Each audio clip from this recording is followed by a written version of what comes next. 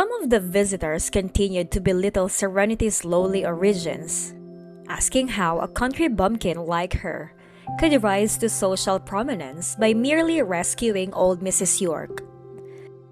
They were shocked by the elders of the York family's lack of opposition because they were worried that Serenity's purported incapacity and impulsive behavior would bring shame to the family and elicit jeers from others. The visitors guessed that Serenity might not have gotten such envy and criticism if she had wed a different York family son. Serenity lacked discernment, she said, acting rashly and interfering in other people's business without respect, and Mrs. Newman, who had joined the debate, supported this opinion. The reference to the supposed interference by Serenity with Mrs. Newman's girls at the Dowlings party caused Mrs. Walker to add her own complaint. Tanya, Serenity's mother-in-law, had been rebuffed and blocked when Mrs. Walker had reached out to her to express her concern, leaving Mrs. Walker angry and resentful.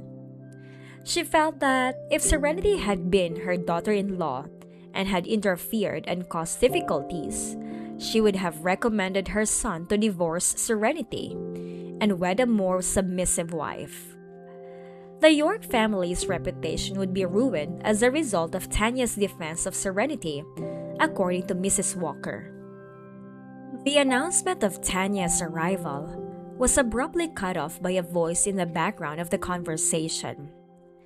The Marshall family rose to meet them, demonstrating the respect for old Mr. Marshall. When Tanya entered the room with her son and daughter-in-law, this attracted everyone's attention. Recognizing the significance of Tanya's attendance at the banquet, the other ladies exchanged glances.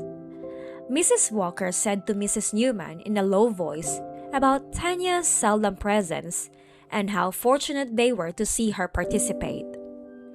Tanya's attendance was an indication of respect for old Mr. Marshall, Mrs. Newman replied softly. The Marshall banquet was a major event in Wilspoon, serving as a forum for business dealings, negotiations, and talks on a range of topics. The gathering was made more significant by old Mr. Marshall's reputation as a gracious host and powerful person in business. Even the venerated old Mrs. York showed her regard for him in a loving manner. Serenity was helped out of the car by her husband, who assisted in a gentlemanly and considerate manner outside the hotel.